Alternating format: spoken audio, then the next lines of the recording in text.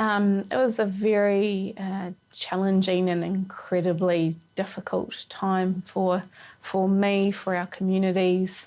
And, you know, our love in Aroha at the time went out to those who lost loved ones, those who had lost their houses and livelihoods. So it very much was a life-changing time and moment, and it will continue to be in our regional history. I think over the past year, we've seen a lot of manaaki, a lot of caring for each other. We've seen kotahitanga unity through digging mud, through sharing kai, through the support sent across from other communities, from the country. So we've been through an incredibly rough year, but from it we've seen people come together, and that's hugely encouraging and hopeful as we still are dealing with recovery. Many communities, many households are still not back at home. So, you know, there's still a lot of aroha, there's still a lot of unity here in the region, and we need to carry that on. Yeah, overnight the rain was very heavy where I was in my home at Waiahiki, and so it was hard to get any sleep, knowing that the heavy rain was continuous, and it wasn't till I received a phone call about declaring an emergency, and about at the same time we could hear horns from cars go off in our community to warn people to wake up, and that was just on daybreak. So that's when we knew for us it was very serious. I took on my role as the chair of regional council to go through a process to declare a regional emergency. Then at the same time calling out to my husband to get up and get the kids up, to put on some warm clothes. We had sunbags ready, and then it was about letting my neighbours know, my mum, my sisters, and for them to get ready to evacuate. And we were lucky we did have somewhere to evacuate to, up to the marae, and there was a 2-storey house that was neighbouring us, that was on higher ground, and at that stage, around 6:30 a.m, we could see water moving through the sections from the river. So we were very in a way fortunate that we had somewhere to evacuate to, along with others of our community. We do know that a stream used to run through there, and we know that we are at a lower part in Waiahiki. So it does make sense when there's so much water that it needs to flow somewhere, but to see it run over, you know, your yard, your section through the house, it is very confronting and difficult. But often in these roles, you take on that of the safety of others, and finding a safe place and space, and taking care of people, which is what we had to do that day and overnight, until the Army Unimogs could come and evacuate us from Waiahiki. Yeah, it's been incredibly challenging for the organisation, because we have staff, we have another counsellor who has been personally impacted, and their friends and whānau would have been as well. So just as much as we're part of the community and part of the region, we are impacted, but in the same sense have a job to do, and that was around silt and debris, clean up and management. That was urgent stop bank repairs, that was entering into the land categorisation process and negotiations with the Crown, above and beyond some of our business as usual that we could carry on with. But there was a lot of diversion of our work and activities into response and recovery. We had many staff working long hours, and we had to be very cognizant of their well-being throughout the year.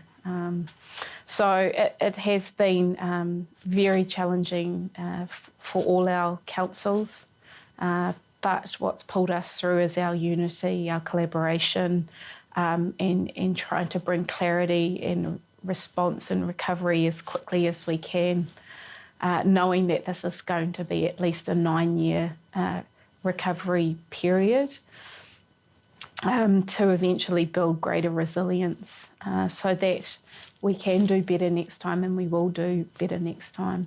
Yeah, absolutely. And it's not just across council, but it's with our tangata whenua partners, our strong partnerships with industry, strong partnerships with emergency services. So in a way, we have prepared ourselves with strong relationships in that sense. And we're very thankful for that, and it puts us in good stead, particularly when it comes to talking to the government with one voice. We need their support, and they have found it very refreshing, actually, to be able to work with a region that comes as a unified voice. So that helps us with our recovery far quicker than say other regions, and but we still have a lot of work to do. Yeah, we'll be seeing across councils our 3-year long-term plan that will still focus on recovery, particularly in the infrastructure space. And for the Hawke's Bay Regional Council, that is flood protection schemes. There are 7 areas that are either category 2A or 2C that we eventually want to get them back to a 1. So that's a big piece of work to almost create new schemes, as well as improve the flood protection schemes we already have. We will be taking advice and looking for implementation of the review recommendations for the flood protection review, independent review, and the civil defence, the regional review. So there'll be some work to be done there. Silt and debris is still immediately on our mind. We've done over half the work needed, but we still have highly productive land that we need to get back to a space of regional economic prosperity for our region, for our producers, for our businesses. So that's top of mind also for the region. We're going to need support from the government for regulatory relief to be able to build, to repair such infrastructure projects, bridges, roads, and without that regulatory relief, we won't be able to do that efficiently. And obviously there's still 3 waters infrastructure, less to do with the Hawke's Bay Regional Council, but we're supportive of the regional model going forward. So there are big infrastructure projects that we need to focus on. There's the regulatory relief that we continue to talk to the government about. Silt and debris, most immediately address. And obviously the workforce development and capacity building we need in the region to be able to do that. Within the fossil agreement with the government, the standard that is set is the 1 in 100 level protection, or the 1% AEP. So that is the standard that we're aiming for our flood protection schemes, particularly the new ones to be built, to be able to take our communities back to Category 1 as quickly as possible. So that in terms of flood protection is really important. In terms of the telemetry work that we've done, improvements made, those started immediately after the cyclone. And so in terms of flood protection, those are components that we've worked on already, and we will continue to make improvements as we go along. But what we experienced in Gabriel was extraordinary, and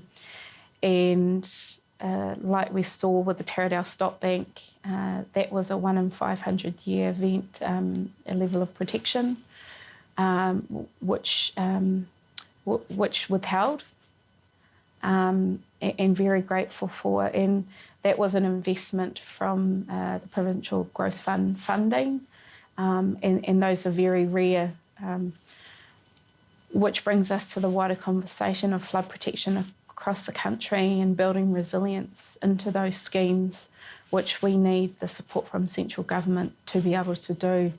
And Taradale Stop Bank has shown us that. They have been positive, they're ongoing, but as a regional sector across all regional councils, we face this dilemma, this challenge for providing flood resilience to a better level consistently with funding that we don't have to continuously apply for certain projects. So we'll keep advocating as a regional sector to the government for those improvements and that consistency of funding. My message is to keep the hope and keep the faith, that we're continually trying to work hard for the region, and that they're not alone. And this is all about kotahitanga. It's seen us through some tough times the last year, and will continue to see us through into the future. I think just the incredible way in which everyone pulled together, not only within the region but outside. We had support, we had the goodwill of other agencies come in. We had volunteerism like we've never seen before, and it was absolutely incredible, the amount of goodwill and aroha shared across the region. So that's probably what strikes me as a fond memory within those first few months. Yes. So almost 2 weeks ago. Yeah, 2 weeks ago, fully back in. I think we're still experiencing problems, particularly with new levels of land levels, and I guess most people would be experiencing that, although silt clearance, debris clearance. If you were majorly flooded, you have new levels of land, therefore different complexities around stormwater management, and so we experience that every time there's a bit of rain, and then obviously there's still those emotions, anxieties that still sit there whenever there is a lot of rain and it continues to rain. When we think about day-to-day living, my children still bike to school, so they have to bike across Redcliffe Bridge, and it's a temporary bridge. So those are reminders, the reminders of trucks still coming in and out, clearing silt. The positive is the trucks and the diggers currently at the marae, where we're building wharekai, a dining hall and a resilience hub that comes along with that. And so that's the positive of the activity, the construction happening, the building, the rebuilding. So that's something really to look forward to, is that rebuild and that getting on with putting one foot in front of the other, building resilience for your community, and being far more prepared for an event like this. So that's what we've looked forward to in the last few months as a community, while we keep helping those trying to get back into their houses.